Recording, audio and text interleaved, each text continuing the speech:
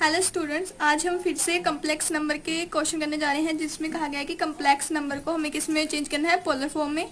इसका third and fourth part मैंने जैसे कि आपको पिछली वीडियो में करवा दिया है। आज हम करेंगे फिफ्थ पार्ट जिसमें हमें दिया है -1 माइनस आयोटा।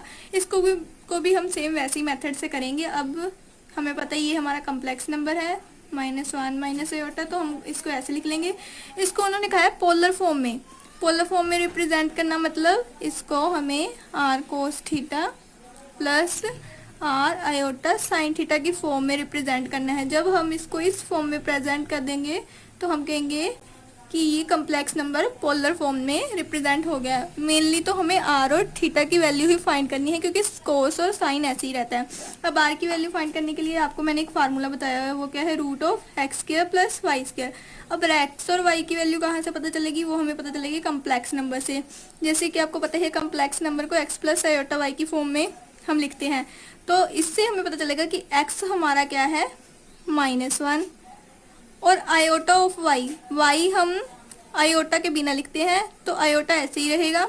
y की वैल्यू क्या है इसमें, जैसे इसमें अकेला आयोटा दिया है मतलब 1 को आयोटा के साथ मल्टीप्लाई करके ये आयोटा आया होगा, सो मतलब इसके साथ 1 है, सो y हमारा क्या हो गया -1। सो ऐसे हमें x और y की वैल्यू पता चल जाएगी। अब x और y की वैल्यू को हम इसमें पुट करेंगे तो क्या बनेगा, -1 की स्क्वायर प्लस -1 की स्क्वायर। सो ये हमारा क्या बन गया 1 + 1 √2। सो आर की वैल्यू हमारी क्या होगी √2। जैसे कि मैंने आपको पहले भी बताया कि आर को हम क्या कहते हैं, मॉडुलस भी कहते हैं। सो ऐसे हमारी आर की वैल्यू निकल गई। अब हमें क्या फाइंड करनी है, अब हमें फाइंड करनी है थीटा की वैल्यू। थीटा की वैल्यू के लिए मैंने आपको बताया कि अल्फा निकालना पड़ेगा और अल्फा का फार्मूला क्या है, tan inverse mode of y upon x। Mode of y upon x alpha का थीटा के साथ सीधा ही रिलेशन है, इसलिए जब हमारे पास अल्फा की वैल्यू निकल जाएगी तो हमें थीटा निकालना इजी हो जाएगा। अब अल्फा में हम tan इनवर्स y हमें पता है क्या है हमारा -1, सो पुट करेंगे। x हमारा क्या है -1, सो पुट करेंगे। ये माइनस और माइनस कैंसिल हो जाएगा ऐसे ही। देन हम क्या करेंगे, फिर हम इसको लिख देंगे tan इनवर्स 1, क्योंकि मोड किसी भी चीज़ का अगर मोड होता है ना तो वो नेगेटिव वैल्यू को हम पॉजिटिव में बदल देते हैं, क्योंकि मोड का काम ही ये होता है कि वो किसी भी नेगेटिव वैल्यू चाहे वो -√2 हो तो उसको पॉजिटिव में बदल देता है। अब ये तो है ही पॉजिटिव, क्योंकि नेगेटिव और नेगेटिव तो हमारा कैंसिल ही हो गया। सो ये तो है ही पॉजिटिव, सो पॉजिटिव के आगे अगर मोड लिखो ना लिखो कोई फर्क नहीं पड़ता क्योंकि वो तो है ही पॉजिटिव। सो हम इसको tan इनवर्स 1 लिख देंगे।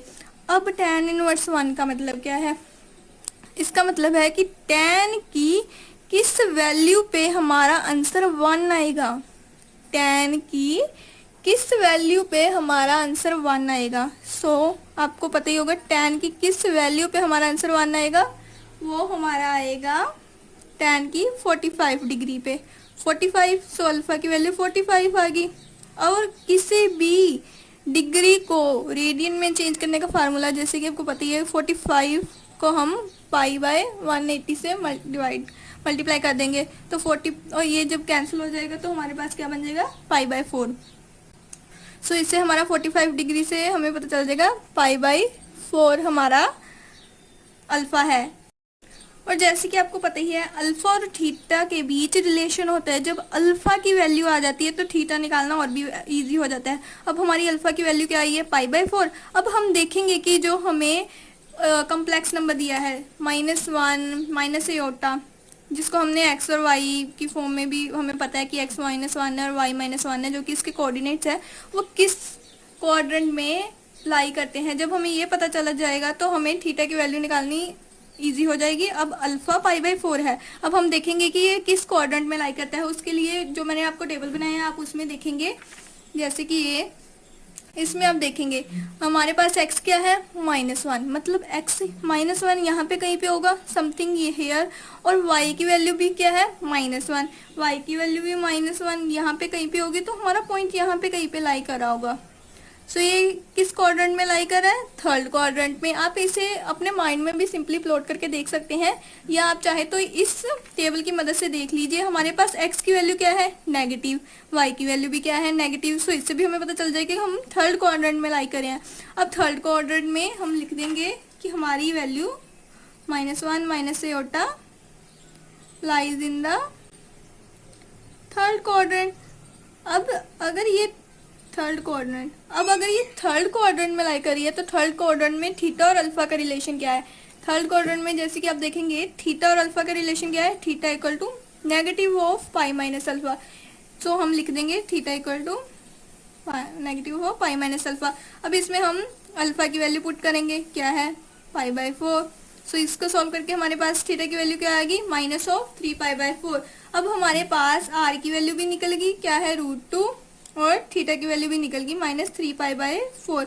अब हम इसको z इक्वल टू जो फॉर्मूला मैंने ऊपर लिखा था r cos theta plus r iota sine theta, जब हम r और थीटा की वैल्यू को इसमें पुट कर देंगे ना तो हमारा सम रियल में पोलर फॉर्म बन जाएगा।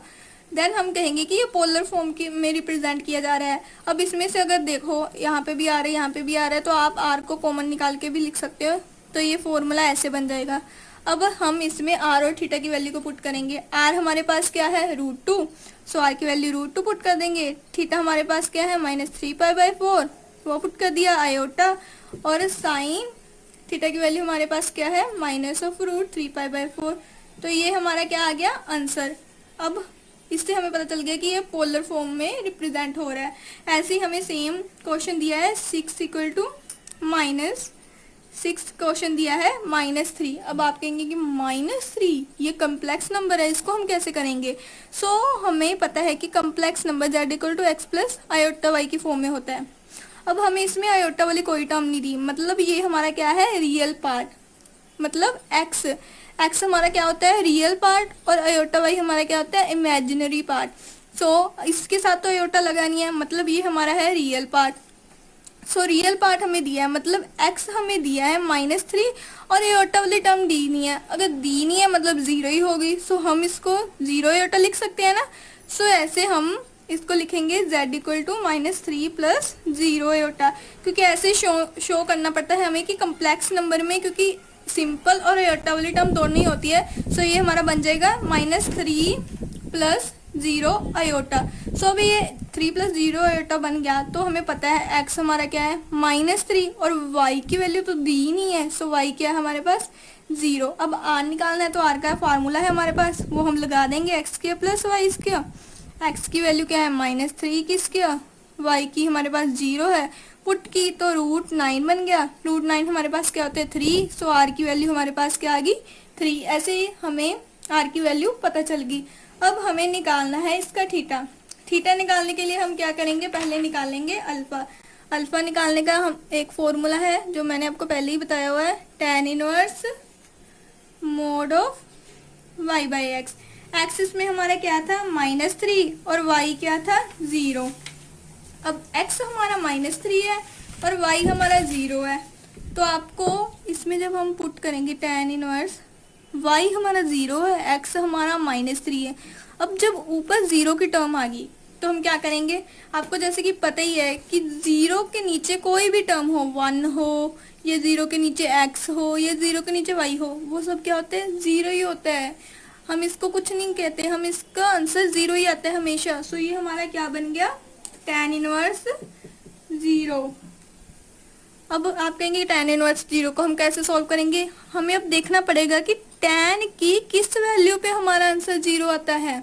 सो ये tan की किस वैल्यू पे हमारा आंसर 0 आता है? ऑफ कोर्स वो 0 डिग्री पे ही आता होगा। अब अगर 0 डिग्री पे हमारा आंसर 0 आता है तो हम अल्फा क्या लिखेंगे? 0 डिग्री, पर हमें आंसर तो पाई की फॉर्म में चाहिए। सो हम डिग्री को रेडियन में कन्वर्ट करने के लिए क्या कहते हैं? जैसे x की डिग्री है तो उसको हम π/180 के साथ मल्टीप्लाई कर देते हैं। जैसे कि 60 डिग्री भी हो तो उसको हम π/180 के साथ मल्टीप्लाई करते हैं, तो ये कैंसिल होके π/3 बन जाता है, रेडियन की फॉर्म में हो जाता है। अब 0 को हम ऐसे करने के लिए करेंगे 0 डिग्री मल्टीप्लाई बाय π/180। अब 0 किसी भी टर्म के साथ मल्टीप्लाई हो तो वो 0 ही होता है। सो 0 डिग्री भी क्या आ गया? 0। सो ऐसे हमारे पास अल्फा की वैल्यू 0 आ गई। अब हमें देखना है कि किस क्वाड्रेंट में कम्प्लेक्स नंबर लाई करते हैं, जो x और y दिए हैं वो किस क्वाड्रेंट में लाई करते हैं। इसके लिए हम देखेंगे ग्राफ टेबल में। अब हमारा x है -3, x है हमारा -3, वो को यहाँ पे कही है, और y है 0। y0 को कहाँ पे प्लॉट करें? अब तक आपको ये तो पता ही होगा, ये हमारा ओरिजिन पॉइंट होता है, तो मतलब y0 यहाँ पे होगा। सो ये तो होगी प्रॉब्लम। आप इसे रफ में ड्रॉ करके देख सकते हैं। जैसे ये x कोऑर्डिनेट है, ये हमारा y है, नेगेटिव -3 हमारे यहाँ पे कहीं है, पॉइंट ये रहा है x का -3, पर y0 है। सो 0 मतलब ओरिजिन पे यहाँ पे होगा, तो ये तो इस लाइन में ही रह गया। अब हमें कैसे पता चलेगा ये किस क्वाड्रेंट में है? फर्स्ट में है, सेकंड में है, थर्ड में है या फोर्थ में है? क्योंकि अगर दोनों पॉइंट, अगर यहाँ पे -2y दिया होता तो हम कहते इस क्वाड्रेंट में है, अगर 1 दिया होता पॉजिटिव होता तो ये इस क्वाड्रेंट में हो जाता। अब ये एक लाइन पे पॉइंट है, तो हम कैसे पता करेंगे कि किस क्वाड्रेंट में है? तो हम सिंपली देखेंगे कि ये -3 के अकॉर्डिंग हम देखेंगे ये या तो ये सेकंड क्वाड्रेंट में होगा या तो थर्ड में। फर्स्ट और फोर्थ में तो हो नहीं सकता, क्योंकि -3 हमारा किस में लाई करा है? यहाँ और यहाँ। सो जब भी ऐसा कोई एक पॉइंट हो ना जो दो क्वाड्रेंट में लाई करा हो, जैसे सेकंड में और थर्ड में, तो हम छोटे वाला लेते हैं। तो हम थर्ड की जगह क्या लेंगे? हम लिख देंगे कि ये सेकंड क्वाड्रेंट में लाई करता है। या फिर हम सिंपली जो हमारा टेबल है, आप अगर उसे याद कर लेंगे तो वहां से भी पता चल जाएगा। जैसे हमारे पास x की वैल्यू -3 है, तो नेगेटिव x यहाँ पे है और y क्या है? पॉजिटिव। सो y की वैल्यू पॉजिटिव और x की नेगेटिव। सो यहाँ से भी देखेंगे तो x नेगेटिव यहाँ पे है, y पॉजिटिव यहाँ है, तो यहाँ पे भी हमारा सेकंड क्वाड्रेंट ही होगा। सो हम यहाँ से पता चल जाएगा कि ये सेकंड क्वाड्रेंट में लाई कर रहे हैं। या तो आप सिंपली प्लॉट करके भी देख सकते हैं कि कहाँ पे लाई कर रहा है। जैसे मैंने अभी आपको बताया कि अगर जैसे हमारा -3 है, वो इन दोनों पॉइंट के बीच लाई कर रहा है, तो हम क्या लेंगे? हम छोटे वाला लेंगे। मतलब थर्ड क्वाड्रेंट में भी है और सेकंड में भी है, तो हम छोटे वाला लेंगे। तो छोटे वाला क्या है? Second quadrant. सो इससे भी पता चल जाता है कि ये सेकंड क्वाड्रेंट में। अब हम लिख देंगे कि -3 lies in the second quadrant. अब हम देखेंगे कि सेकंड क्वाड्रेंट में अल्फा और थीटा का रिलेशन क्या है आपस में। अल्फा और थीटा का क्या रिलेशन है? सेकंड क्वाड्रेंट में हमारा थीटा क्या है? Pi minus alpha. So theta हम लिखेंगे pi minus alpha. By this chart theta हमने लिखा है पाई माइनस अल्फा, क्योंकि उन दोनों का रिलेशन सेकंड क्वाड्रेंट में theta equal to pi minus alpha है। अब हम पाई माइनस अल्फा करेंगे तो अल्फा की वैल्यू तो हमारी 0 है, तो थीटा हमारा क्या आ गया? पाई। सो हमारी आर की वैल्यू क्या है? 3 और थीटा हमारा आ गया पाई। जब अब हम इसको z equal to r cos theta plus iota sine theta में पुट कर देंगे। आर मैंने कॉमन बाहर निकाल लिया, तो 3 cos pi plus iota sine pi. So ये हमारा क्या हो गया? आंसर हो गया। अब मतलब इसको हमने पोलर फॉर्म में ऐसे रिप्रेजेंट कर दिया। अब हमें क्वेश्चन दिया उन्होंने √3 प्लस आयोटा को पोलर फॉर्म में रिप्रेजेंट करें। अब इसको भी पोलर फॉर्म में रिप्रेजेंट करने के लिए सबसे पहले हम देख लेंगे कि हमें कॉम्प्लेक्स नंबर दिए होते हैं x प्लस आयोटा y की फॉर्म में। तो देखेंगे कि x क्या है? x हमारा है √3, y हमारा क्या है? Of course 1 multiply by iota, iota होता है, सो y हमारा क्या होगा? 1। सो अब r निकालने के लिए सबसे पहले इसको z √3 प्लस आयोटा लिख लेते हैं। r निकालने के लिए हमारा फॉर्मूला क्या है? x² plus y²। सो x हमारा क्या है? √3 की स्क्वायर प्लस 1 की स्क्वायर। अब रूट के साथ स्क्वायर भी है, तो स्क्वायर के साथ रूट कैंसिल हो जाते हैं, तो क्या बच गया? 3 + 1। सो ये क्या हो गया? √4 मतलब 2। आर हमारा क्या आ गया? 2। सो आर हमारा निकल गया। अब थीटा निकालने के लिए फिर से अल्फा का फॉर्मूला वो क्या है? tan inverse root of mod of y upon x। अब tan इनवर्स y की वैल्यू हमारी क्या है? 1 और x की √3 मोड। सो अभी ये दोनों वैल्यू हमारी क्या है? पॉजिटिव। सो पॉजिटिव का अगर मोड भी करेंगे तो वो पॉजिटिव ही होता है। जैसे पॉजिटिव ऑफ 2 का मोड करेंगे तो ये पॉजिटिव नंबर ही रहेगा। सो इसलिए हम मोड हटा देंगे। अब 1 upon tan inverse 1 upon √3। Alpha हमारा क्या आ गया? tan इनवर्स मतलब अभी तो इक्वेशन ही बनी है, वैल्यू नहीं निकली।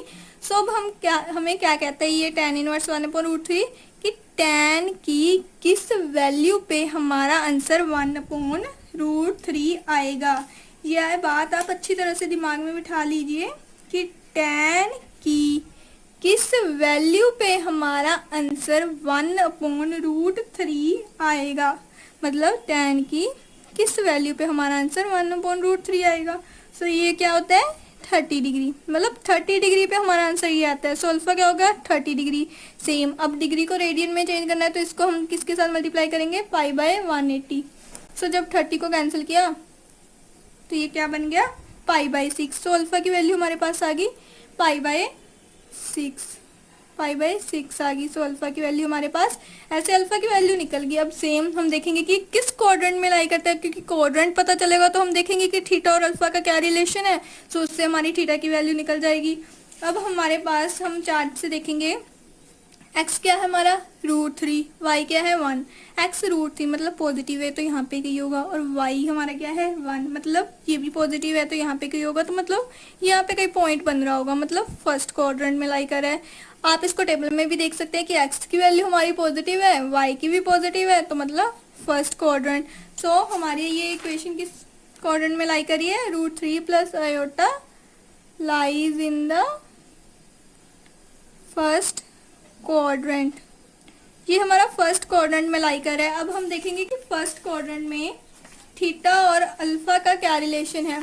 फर्स्ट क्वाड्रेंट में थीटा इक्वल टू अल्फा होता है। सो हम लिख देंगे थीटा इक्वल टू अल्फा, और अल्फा की वैल्यू हमारे पास क्या निकली थी पाई बाय 6।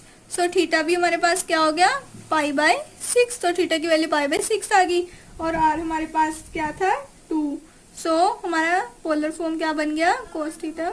अब इसमें हम आर और थीटा की वैल्यू पुट करेंगे तो क्या बन गया 2 cos pi by 6 plus iota sine pi by 6। So ये हमारा क्या हो गया आंसर। अब हमारे पास क्वेश्चन गिवन है आयोटा। अब हमारे पास अकेली आयोटा की टर्म दी है, जैसे कि हमें पता है complex number z equal to x plus iota y की फॉर्म में होता है। हमें अब आयोटा वाली टर्म दी है, पहले हमें रियल की टर्म दी थी जैसे कि x की टर्म दी थी। अब हमें क्या दी है उन्होंने अकेली आयोटा वाली टर्म, मतलब रियल की टर्म दी ही नहीं तो मतलब 0 है। सो हम रियल की टर्म की जगह क्या लिख देंगे 0, और आयोटा की टर्म में हमें क्या दिया है आयोटा, तो 0 प्लस आयोटा, तो ये क्या बन गया 0 प्लस आयोटा, क्योंकि x की टर्म दी नहीं है तो वो 0 ही होगी। सो इसको हम इस फॉर्म में लिख सकते हैं 0 प्लस आयोटा। अब इससे हमें पता चल गया कि x हमारा क्या है 0, y क्या है 1, क्योंकि आयोटा मल्टीप्लाई बाय 1 नहीं तो आयोटा बनता है, सो y 1 होगा। सो अब हम r निकालने के लिए क्या करेंगे √(x² प्लस वाई स्क्वायर। सो वो क्या बन गया 0 का स्क्वायर प्लस 1 का स्क्वायर, तो वो क्या ही बन गया 1। सो r हमारा क्या आ गया 1, इससे हमारी r की वैल्यू 1 आ गई। अब अल्फा निकालना है, क्योंकि थीटा निकालने के लिए अल्फा निकालना पड़ता है। सो अल्फा हमारा क्या होता है tan inverse mode of y upon x. tan inverse y की वैल्यू हमारी क्या है पुट करेंगे, y की वैल्यू है हमारी 1 और x की वैल्यू हमारी क्या है 0। अब आ गया 1 अपॉन 0, अगर 0 अपॉन समथिंग होता है x होता है या 0 अपॉन वाई 0 अपॉन 1 होता है तो वो 0 बन जाना था। अब हमारे पास क्या गया 1 अपॉन 0। इसको क्या कहते हैं हम, इसकी वैल्यू निकालने के लिए इसको पहले तो कहते हैं हम not defined function, not defined function, क्योंकि 1 अपॉन 0 आ गया। 1 अपॉन 0 पे हम क्या कहते हैं नॉट डिफाइंड। अब हमें पता लगाना पड़ेगा कि tan की ऐसी कौन सी वैल्यू है जिसपे हमारा आंसर 1 अपॉन 0, या आप कह लो कि नॉट डिफाइंड आए, कि tan की कौन सी वैल्यू पे हमारा आंसर 1 अपॉन 0 या नॉट डिफाइंड आए। सो tan की ऐसी कौन सी वैल्यू है जिसपे हमारा फंक्शन 1 अपॉन 0 आए या नॉट डिफाइंड आए। सो tan 90 डिग्री पे हमारा आंसर ये आता है। सो इससे हमें क्या पता चल रहा है अल्फा हमारा क्या है 90 डिग्री। अब 90 डिग्री को रेडियन में चेंज करने के लिए हम क्या करेंगे पाई बाय 180 के साथ मल्टीप्लाई। सो ये क्या बन गया पाई बाय 2। सो अल्फा की वैल्यू हमारे पास क्या आ गई पाई बाय 2। अल्फा तो निकल गया, पर ये बात ध्यान में बिठा लेना कि tan की किस वैल्यू पे हमारा आंसर 1 अपॉन 0 आए। सो वो क्या होता है tan 90 डिग्री, मतलब नॉट डिफाइंड। अब अल्फा की वैल्यू आ गई, हम फिर से देखेंगे कि ये किस क्वाड्रेंट में लाई कर रहा है। अब हमारे पास देखिए x हमारा क्या है 0, मतलब x का पॉइंट यहाँ कहीं पे 0 होगा। y हमारा क्या है 1, y तो 1 यहाँ पे है पर x तो 0 है, y अगर 1 है। इसको भी सेम वैसे ही हम देख लेंगे प्लॉट करके। देखिए अगर x ऐसे है y यहाँ है, सो y हमारा 1 यहाँ पे है, x 0 ओरिजिन पे ही होगा ऑफ कोर्स। सो 1 यहाँ पे है, सो मतलब हमारा फर्स्ट या सेकंड क्वाड्रेंट में ही पॉइंट लाई कर रहा है, ठीक है ना, फर्स्ट और सेकंड में लाई कर रहा है। अगर कुछ x एक्स अगर पॉजिटिव आ जाता तो फर्स्ट क्वाड्रेंट फॉर श्योर हो जाता, अगर एक्स नेगेटिव आ जाता तो सेकंड क्वाड्रेंट हो जाता। बट अब हमें ये 1 है, ये इन दोनों में लाई कर रहा है ऐसे पता है। सो मैंने जैसे कि पहले बताया कि अगर 2 क्वाड्रेंट में एक पॉइंट लाई कर रहा है, सो हम क्या करेंगे, छोटे वाला लेंगे, मतलब सेकंड नहीं लेंगे, हम लिखेंगे कि फर्स्ट क्वाड्रेंट में लाई कर रहा है। और वैसे भी अगर चार्ट के अकॉर्डिंग भी आप देख सकते हैं, टेबल के अकॉर्डिंग, कि अगर ये पॉजिटिव है, जैसे कि एक्स की वैल्यू पॉजिटिव है और वाई भी पॉजिटिव है, तो यहाँ से भी पता चल जाएगा ये फर्स्ट क्वाड्रेंट में लाई कर रहा है। अगर आपको प्लॉट करना मुश्किल लग रहा है तो आप ये टेबल याद कर लीजिएगा, उससे आपको इजीली पता चल जाएगा कि किस क्वाड्रेंट में लाई कर रहा है। सो अब हमें पता चल गया है कि हमारा आयोटा जो है फर्स्ट क्वाड्रेंट में लाई कर है, lie in the first quadrant. So first quadrant में अब हम देखेंगे कि थीटा और अल्फा का रिलेशन क्या है। फर्स्ट क्वाड्रेंट में थीटा और अल्फा का रिलेशन क्या है, theta equal to alpha. So theta की वैल्यू हमारे पास क्या आ गई, π/2 आ गई। आर हमारे पास क्या था 1 और थीटा हमारे पास क्या है π/2। अब हमारे पास जो फॉर्मूला है z equal to r cos theta plus iota sine theta, क्योंकि आर तो हमने कॉमन निकाल लिया बार। सो इसमें वैल्यू पुट करेंगे r1 कोस थीटा मतलब π/2 प्लस आयोटा साइन थीटा मतलब साइन π/2। ये हमारी क्या बन गई, पोलर फॉर्म। अगर हम 1 हम ना भी लिखें तो कोई फर्क नहीं पड़ता, क्योंकि 1 तो 1 नहीं होता है, 1 के साथ कैसे भी मल्टीप्लाई कर लीजिए। सो ऐसे हम अपने कम्प्लेक्स नंबर को पोलर फॉर्म में रिप्रेजेंट करते हैं। अगर आपने हमारी यहाँ तक वीडियो देखी है तो प्लीज़ वीडियो को लाइक और चैनल को सब्सक्राइब जरूर कीजिएगा। Thank you.